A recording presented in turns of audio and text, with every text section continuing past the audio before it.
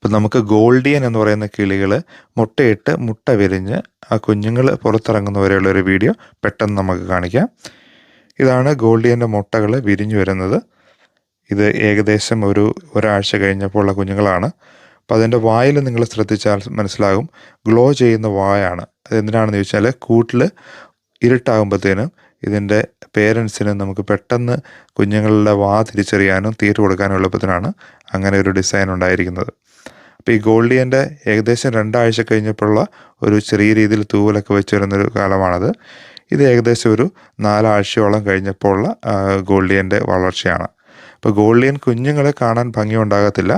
അതിന് അമ്മയെപ്പോലെയും അപ്പനെ പോലെയൊക്കെ ആണെങ്കിൽ 8 മാസത്തോളം എടുക്കും. അതായത് ഫുള്ളി ഫ്ലെഡ്ജ്ഡ് ആയി കഴിയുമ്പോൾ ഫസ്റ്റ് മോൾട്ട് കഴിഞ്ഞ ശേഷമാണ് ഈ കുഞ്ഞുങ്ങൾ ആ നല്ല കളറിലേക്ക്, അതായത് അപ്പൻ്റെ അമ്മയുടെയും നല്ല അടിപൊളി കളറിലേക്ക് വളരുന്നത്.